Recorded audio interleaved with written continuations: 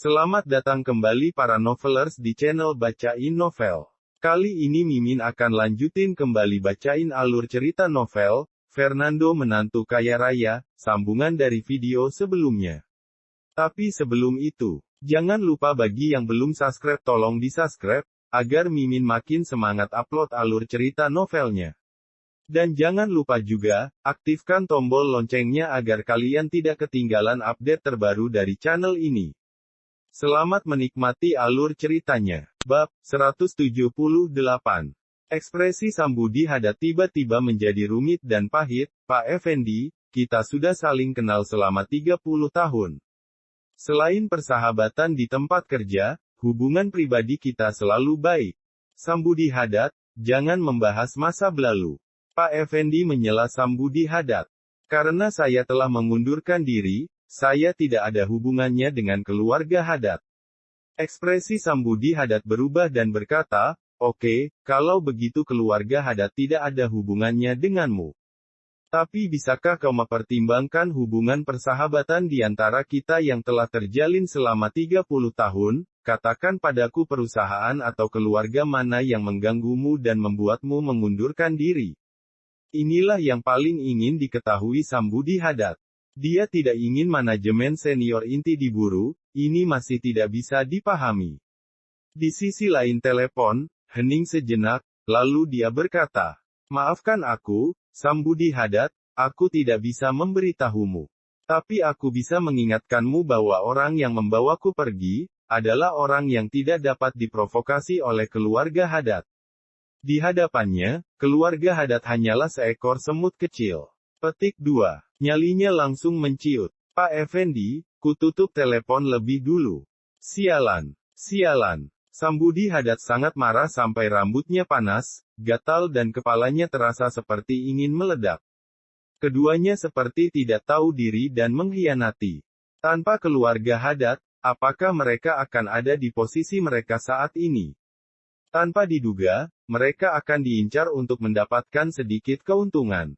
Mungkinkah mereka tidak tahu bahwa Sambudi Hadad, saya punya Californium di tangan saya, bahkan jika tanpa mereka meskipun dalam 3 tahun ini performa keluarga Hadad akan sangat terluka, tapi selama masih ada Californium, keluarga Hadad pasti akan kembali bangkit. Saat itu, aku akan membuat kalian berdua menyesal. Sambudi Hadad sama sekali tidak takut. Bahkan jika dana banknya dibekukan dan para pegawai inti dibawa pergi, dia yakin bahwa keluarga Hadad tidak akan runtuh. Karena dia punya Californium. Karena ayahnya adalah seorang mayor jenderal dan memiliki banyak pasukan di bidang militer. Karena mitra kerjanya masih ada. Selama semua ini masih ada, keluarga Hadad tidak akan bangkrut. Tuan, kondisinya tidak baik. Saat ini, suara lain datang. Seorang pria berlari dengan raut muka buruk dan keringat dingin menetes dari dahinya. Kelopak mata Sambudi Hadad berkedut, hatinya menegang, dana bank dibekukan, dan para pekerja ahli dibawa pergi. Mungkinkah ada berita yang lebih buruk dari ini? Ada apa? Sambudi Hadad menarik nafas dalam-dalam, mencoba menenangkan dirinya. Pria ini bertanggung jawab atas hubungan antara keluarga Hadad dan berbagai vendor dan pemasok saluran. Vendor dan pemasok saluran ini adalah landasan perkembangan keluarga Hadad hingga hari ini. Baru saja, 7 pemasok skala besar dari keluarga Hadad, 15 distributor, dan 2 saluran militer semuanya telah mengirim pesan untuk menghentikan kerjasama dengan keluarga Hadad. Suara pria itu bergetar. Apa? Wajah Sambudi Hadad menjadi pucat, ekspresinya berubah drastis, dan suaranya bergetar. Dia tidak bisa mempercayainya. Tidak mungkin. Keluarga Hadad memiliki hubungan yang baik dengan vendor dan pemasok saluran ini. Mengapa mereka berhenti bekerja sama dengan keluarga Hadad kita? Apakah Anda yakin pesan yang Anda terima ini benar? Mereka memutuskan kerja sama dengan keluarga Hadad. Tidak akan. Itu akan merugikan mereka. Tuan, itu semua itu benar. Pria itu getir dan putus asa, semua berita dikirim oleh penyalur saluran dan penanggung jawab pemasok. Tidak mungkin ada kesalahan. Boom! Seperti petir dari langit. Akhirnya, Sambudi Hadat tidak dapat menahan lagi, dan terduduk di tanah, tidak percaya, dan terus bergumam di mulutnya. Bagaimana mungkin? Mengapa mereka berhenti bekerja sama dengan keluarga Hadat kita? Tidak mungkin. Pada saat ini, Sambudi Hadat merasa seperti langit sedang runtuh. Benar, langit akan runtuh. Pertama, semua dana keluarga Hadat di bank dibekukan, kedua para pekerja inti dibawa pergi, dan kemudian distributor dan mitra kerjasama lain semuanya menghentikan kerjasama mereka. Lalu jika seperti ini bukankah keluarga Hadat sudah habis? Tidak hanya itu, Tuan. Pria itu mengeluarkan komputer, dan di atasnya ada serangkaian grafik. Pada saat ini, trennya sedang turun dengan gila-gilaan. Berita ini telah menyebar di masyarakat luas, dan banyak orang telah mengetahuinya. Nilai pasar keluarga Hadat kita sedang menurun, pria itu gemetar, jari-jarinya ditekuk. Dalam sekejap, nilai pasar keluarga Hadat telah rugi 200 triliun.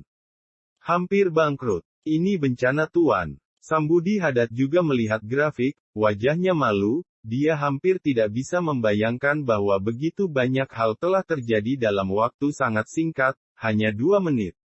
Melihat nilai pasar keluarga Hadat yang terus menurun, Sambudi Hadat gemetar dan mengejang. Keluarga Hadatku sudah berakhir. Setelah itu, dia tiba-tiba memikirkan sesuatu, dan segera menatap Fernando. Hei pengemis kecil, kamu melakukan semua ini, kan? Sambudi Hadat bertanya dengan dingin. Fernando berkata bahwa dia akan memusnahkan keluarga Hadat. Situasi saat ini sudah menjadi abu. Tembok pertahanan keluarga Hadat runtuh. Dan keluarga Hadat tidak memiliki musuh sama sekali, dan tidak ada yang akan mengincar keluarga Hadat dengan cara ini, jadi semua ini pasti dilakukan oleh Fernando. Tetapi sulit bagi Sambudi Hadat untuk memahami bagaimana bisa Fernando melakukannya. Tidak mungkin dengan hanya mengandalkan Juwono Chandra. Selamat, Anda menjawab dengan benar. Fernando menelan ludah, dan Sambudi Hadat tersenyum tipis, aku sudah pernah berkata, akan membuat keluarga Hadat lenyap, dan ini terjadi dalam sekejap. Sekarang, sepertinya kamu telah merasakan perasaan itu. Ah! Sambudi Hadat berteriak, wajahnya menggila. Dia hampir menjadi gila. Dia bekerja keras selama 30-40 tahun, dan akhirnya menjadikan keluarga Hadat sebagai keluarga teratas di kota Lautan Timur, dan mengambil posisi orang terkaya di Lautan Timur saat ini. Tapi sekarang, dalam beberapa menit saja, semuanya berubah menjadi gelembung dan menghilang, terasa sangat tidak nyaman dan menderita. Dia menjambak rambutnya dengan ganas, matanya merah, ekspresinya menggila, dan wajahnya cemberut karena marah. Fernando, anak pengemis berandal ini, jika kamu berani memperlakukan keluarga Hadat seperti ini, aku akan membunuhmu. Membunuhku. Fernando mencibit cangkir air yang dia pegang di tangannya tiba-tiba terjatuh ke tanah. Dan saat berikutnya, seperti hantu, Fernando muncul di hadapan Sambudi Hadat.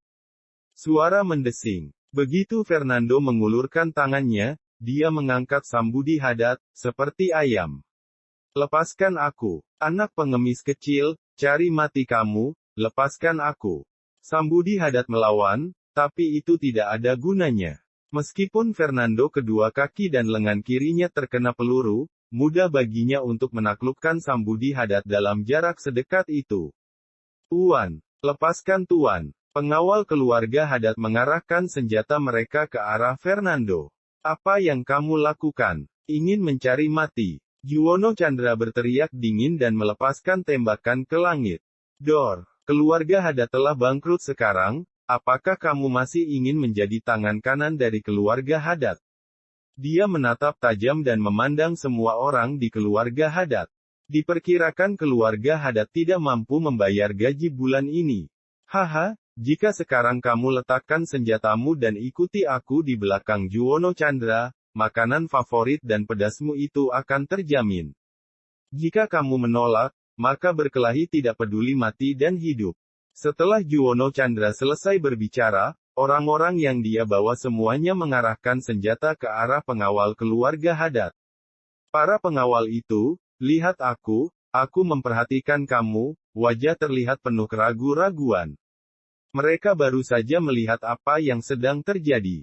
Keluarga Hadad telah bangkrut. Mereka juga manusia, dan mereka takut mati.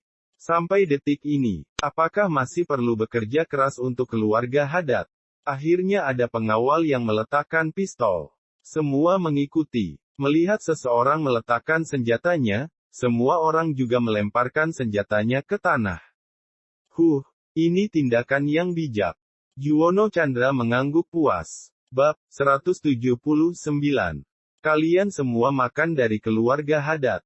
Keluarga Hadad telah merawat kalian begitu lama, namun kalian memperlakukan keluarga Hadad seperti ini. Melihat adegan ini, mata Sambudi Hadad memerah karena marah, dia pun berteriak kepada pengawal keluarga Hadad. Para pengawal itu tidak bisa berkata-kata. Seperti sebuah lelucon, keluarga Hadad kini telah tumbang. Orang normal yang memiliki pemikiran rasional tentu saja akan membuat pilihan yang bijak. Lebih baik urusi saja dirimu terlebih dahulu. Fernando berkata sambil melambaikan tangannya. Brak, Sambudi dilempar ke tanah seperti anjing yang mati oleh Fernando. Sakit sekali. Sambudi menyeringai kesakitan karena terjatuh, wajahnya berubah ungu. Dia memiliki luka tembak di lengannya, ketika dia terjatuh, rasanya pun semakin sakit. Pak Fernando, berbagai industri keluarga Hadad telah bangkrut, bagaimana sebaiknya kami menangani Sambudi kali ini? Juwono maju ke depan dan melirik ke arah Sambudi yang terduduk di tanah. Bunuh.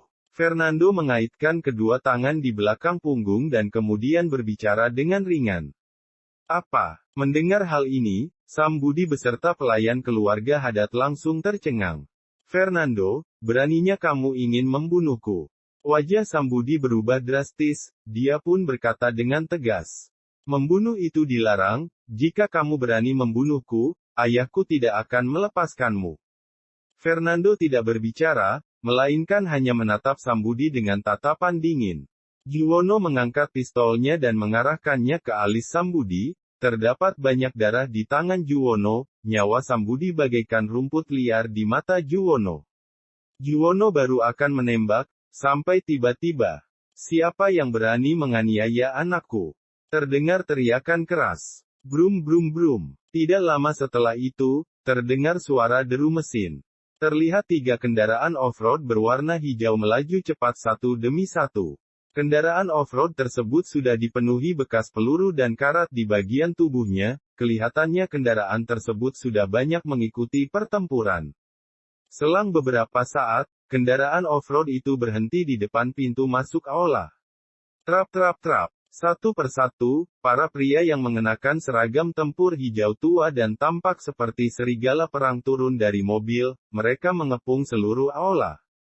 Klikel, klikel, klik. Suara senjata diisi ulang terus terdengar sekilas, terlihat 30 dari mereka, para pasukan tersebut memegang senjata di tangan dan mengarahkannya ke Fernando, Juwono, dan orang-orang yang lain. Mata para prajurit itu terlihat sinis, sekujur tubuh mereka mengeluarkan aura dingin. Mereka memiliki penampilan yang berbeda-beda, beberapa di antaranya berambut pirang dan bermata biru, beberapa yang lain berkulit gelap dan agak pendek, seperti orang dari Vietaland dan Mayanland. Tapi satu yang pasti, mereka semua memiliki pandangan mata sinis dan aura membunuh samar yang terpancar di tubuh mereka. Sekalinya mereka mendapat perintah, mereka akan langsung menembak. Tentara bayaran. Juwono mengerutkan kening, aura membunuh ini terasa dingin sekali. Dilihat dari penampilannya, ada orang dari berbagai negara, jelas sekali mereka adalah tentara bayaran. Juwono tidak menyangka tentara bayaran bisa memasuki wilayah Indoland dengan begitu terang-terangan.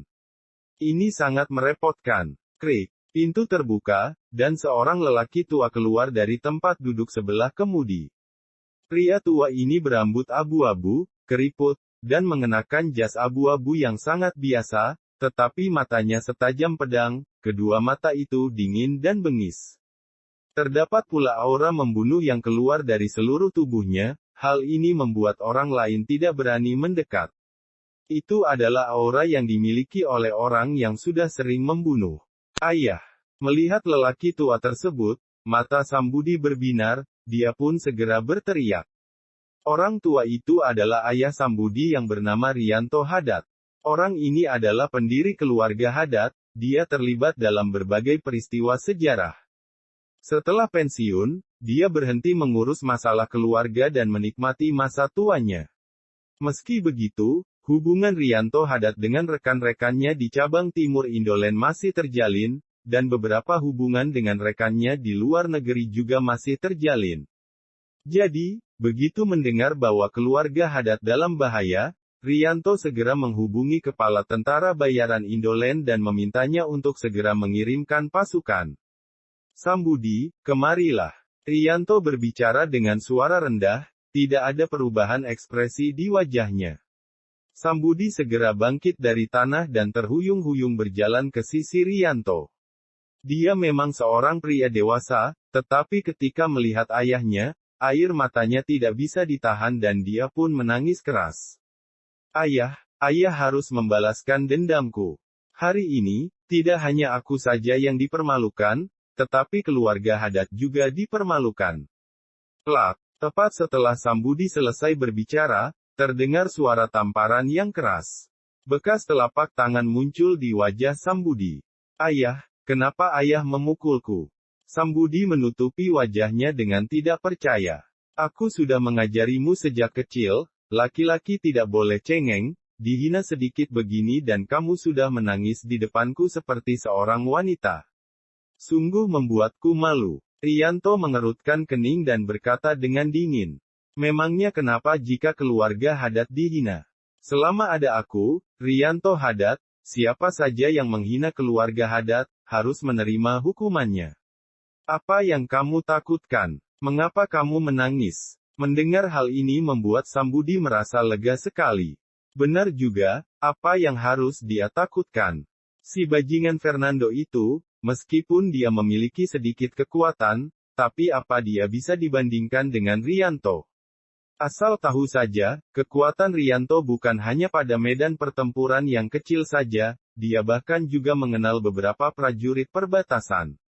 Ayahku akan menghajarmu. Sambudi menyeka air matanya. Riyanto mengangguk, dia melirik Fernando dengan tatapan menyipit, kemudian berkata ringan.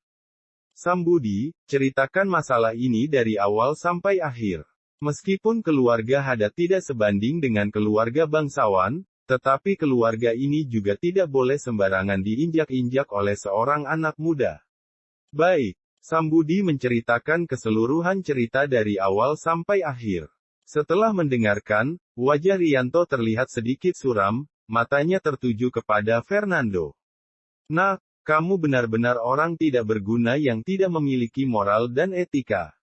Kamu sudah menikah, tapi kamu berani bergaul dengan cucu perempuanku. Lupakan fakta bahwa kamu menikah tapi masih bergaul dengan cucu perempuanku, tapi kamu ternyata mengambil kembali hadiah yang sudah kamu berikan kepada keluarga Hadat. Seperti inikah cara orang tuamu mengajarimu berhubungan dengan orang lain?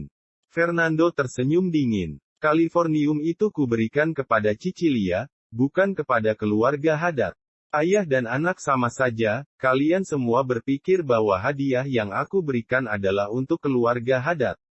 Dia menggelengkan kepalanya lagi. Aku memukul yang muda, dan yang tua pun datang, lalu apa masalahnya jika yang tua datang? Hal tersebut tidak akan mengubah akhir tragis yang akan diterima keluarga Hadat. Nak, sombong sekali kamu. Riyanto berteriak. Kamu benar-benar tidak mengerti kekuatanku dengan mengatakan hal tersebut. Sekarang, kalian semua, pegang kepala kalian dan berjongkok. Jika tidak, kalian akan kubunuh di tempat. Setelah Riyanto selesai berbicara, para tentara bayaran langsung memegang senjata dan berteriak sinis dalam berbagai bahasa. Cepat pegang kepalamu. Jongkok. Lebih cepat. Raut wajah para bawahan Juwono seketika langsung berubah masam. Meskipun mereka semua membawa senjata, tapi mereka adalah orang-orang jalanan, bagaimana mungkin mereka berani menghadapi tentara bayaran? Orang-orang tersebut menjilati darah yang ada di pinggiran pisau. Berjongkok kepalamu. Seorang pria muda berteriak dengan suara dingin, dia mengangkat pistol dan bersiap menembak. Dor. Begitu dia selesai berbicara, pria muda itu memutar matanya dan jatuh ke tanah, dia sama sekali tidak bergerak.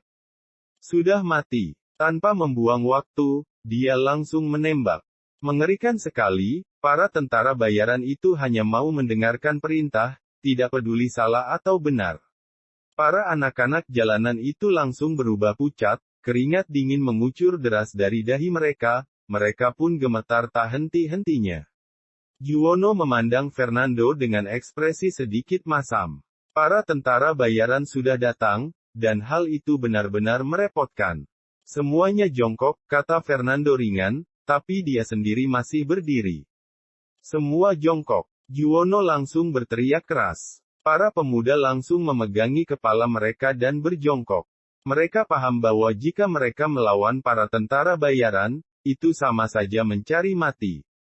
Tep tep tep. Dalam sekejap mata, hanya Fernando dan Juwono yang berdiri. Oh. Mata Sambudi berkedip dan menatap mereka berdua. Kalian berdua sudah lelah hidup, ya. Mereka semua berjongkok, tapi kalian berdua tidak apa kalian pikir hidup kalian sepanjang itu. Bersambung ke bab 179. Terima kasih sudah setia di channel ini. Sampai jumpa pada bab selanjutnya.